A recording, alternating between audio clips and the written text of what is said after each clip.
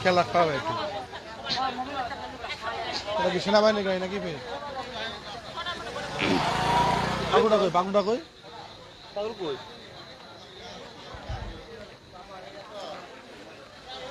পাগলুটা কই? পাগলুটা দর্শক, বাইরেঙ্গি ঠাকুরগাঁ মহাসড়কের যোধপাড়া নামক স্থানে একটি ভয়াবহ সড়ক দুর্ঘটনা হয়েছে। আমরা যেটা দেখছি যে এই যে গাড়িটা মূলত দুমড়ে মুচড়ে গেছে।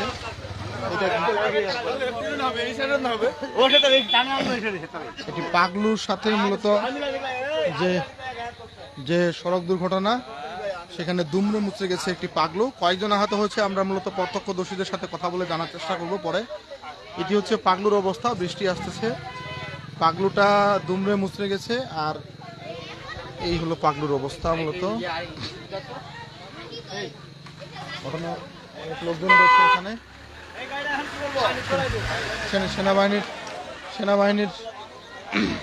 সেনাবাহিনীর সদস্য। এই যে মূলত এইটা হচ্ছে ঘটনা। এই যে একটি ট্রাক্টর সেটি এর সাথেই মূলত এই যে ঘটনাটি আমরা দেখার চেষ্টা করব।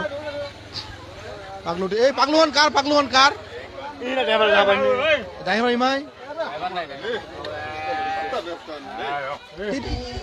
পাগলুটা পিছনে এটা কিভাবে তাহলে কি হলো? তাহলে গাড়িটা এখানে জমানো ছিল, এটা জমা গাড়ি এখানে জমানো ছিল। ওই পাশে আসলে নাইট কোচ, হ্যাঁ এখানে ঢুকে গেছে। ওই পাশে ডাইরেক্ট ঢুকাই দিয়েছে। ও এখানে দাঁড়াই ছিল। এটা লাইট ছিল না কোনো কিছু? না এটা জমা গাড়ি, বুঝছেন?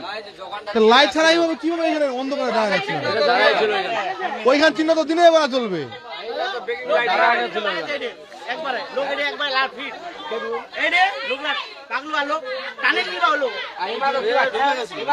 ও আচ্ছা, এখানে দেখছিলেন নাকি আপনি? ওই যে আমাদের মহিলাগুলো বলতেছে। মহিলাগুলো এই চাচি, এই কে দেখছিলেন? আমরা একটা প্রত্যক্ষদর্শী যারা রয়েছে তাদের সাথে কথা বলতে চাই। এই চাচি, কে দেখিলেন গে? কি হয়েছিল? কে দেখিলেন?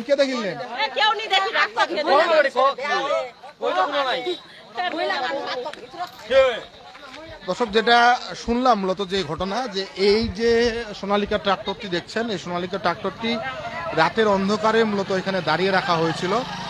দাঁড়িয়ে রাখার কারণে এটি পাগলু মূলত বালিয়াডাঙ্গি থেকে ঠাকুরগাঁর উদ্দেশ্যে যাচ্ছিল। সেই ঠাকুরগাঁর উদ্দেশ্যে যাওয়ার সময় অপর দিক থেকে একটি ঠাকুরগাঁ থেকে কোচ আসতেছিল বালিডাঙ্গির উদ্দেশ্যে। তো এখানে ওভারটেক করার সময় পাগলুর যিনি চালক তিনি মূলত খেয়াল করেননি যে এইখানে মূলত অটো রয়েছেন, অর্থাৎ এটি এই যে মহেন্দ্র ট্রাক্টরটি এটি ইট বোঝাই করা, এটি এখানে দাঁড়িয়ে রয়েছে। তবে যেটি শোনা যাচ্ছে যে এই যে ট্রাক্টরটি রয়েছে, এই ট্রাক্টরটির চাকার সম্ভবত পাংচার হয়েছিল। এই পাংচার সারানোর জন্য এই যে এখানে মূলত তাদের চাকা খুলে নিয়ে যাওয়া হয়েছে, এজন্য দাঁড়িয়ে রাখা ছিল।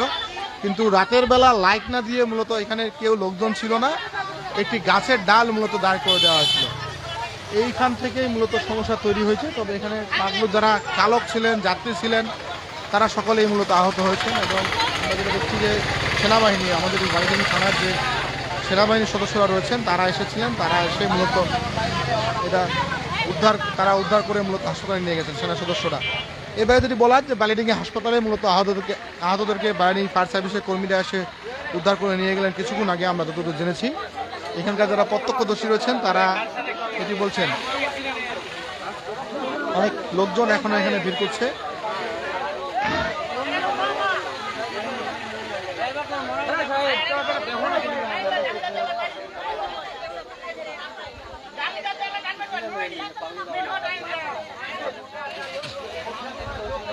পাগলুরা ফুটে নেওয়া গেছে।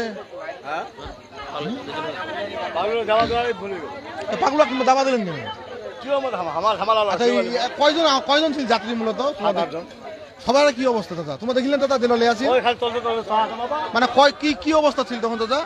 রক্ত মানে এইখানে ডাইরেক্ট আসে ঢুকে গেছিল নাকি? যারা উপস্থিত ছিল ওরাই বলতে পারবে, ওই আর্মিগুলো ছিল উপস্থিত, ওরাই বলতে পারবে। সেনাবাহিনীর গাড়িটা তাহলে সময় মতো পৌঁছাইছে। দর্শক, যেটা শুনছিলেন মূলত যে এইখানে যে গাড়িতে দাঁড়ানো আছে এই ইট বোঝাই ট্রাক্টরটি, এটি মূলত ইটগুলো পড়েনি যখন অ্যাক্সিডেন্টের সম্মুখীন হয়েছে তখন মূলত ইটটা পড়ে গেছে। আমরা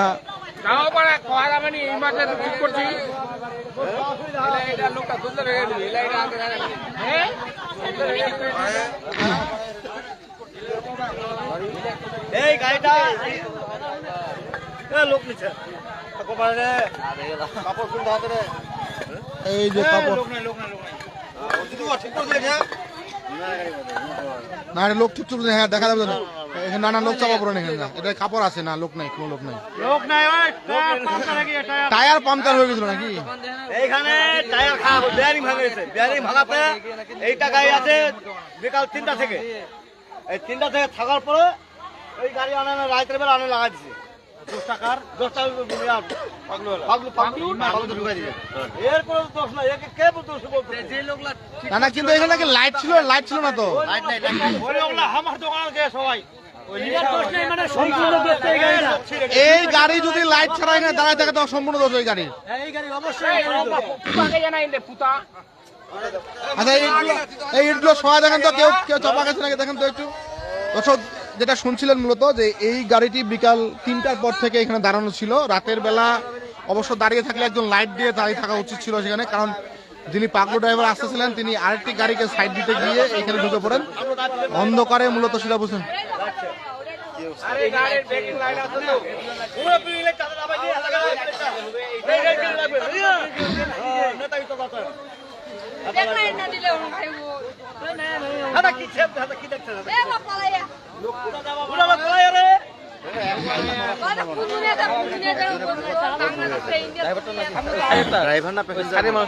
মানে আহত কিরকম হয়ে দেখছিলেন, কিরকম আহত? এক আর্মি বললো যে তার বুকে রড ঢুকে গেছে, ও আবার টানে বের করছে। রড টানে বের করছে আর্মি সদস্যরা? যারা ছিল তারা তো মোটামুটি অনেকেই আহত হয়েছে নাকি? হ্যাঁ, গাড়িতে রক্ত পড়ে আছে। গাড়িটা পাগলুটা নিয়ে গেল, পাগলুটা রক্ত পড়ে আছে। গাড়িটা বাইডিং থেকে এদিকে আসতেছিল নাকি? খাওয়া যাচ্ছিল। এখানে কেউ চাপা পড়ে নাই তো নাকি?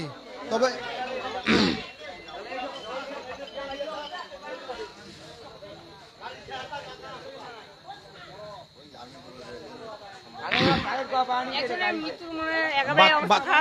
দেখছিলা তুমি? দেখছিলা কিরকম ছিল বলো তো?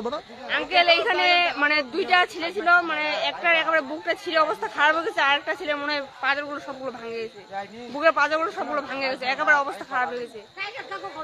মানে অনেকজন লোক তারা হচ্ছে পাগলু থেকে যারা এইদিকে সাইডে ছিল তারা বাইরে হয়েছে, যারা ভিতরে ছিল তাদের অবস্থা খারাপ।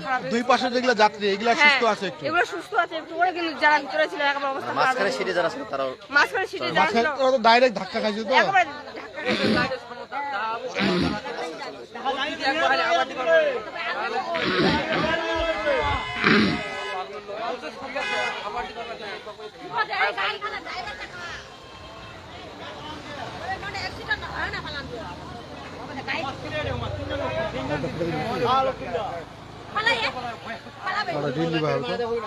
দর্শক যেটা শুনছিলেন মূলত আমরা একটু বিস্তারিত জানিয়ে রাখি যারা পরে জয়েন করছেন।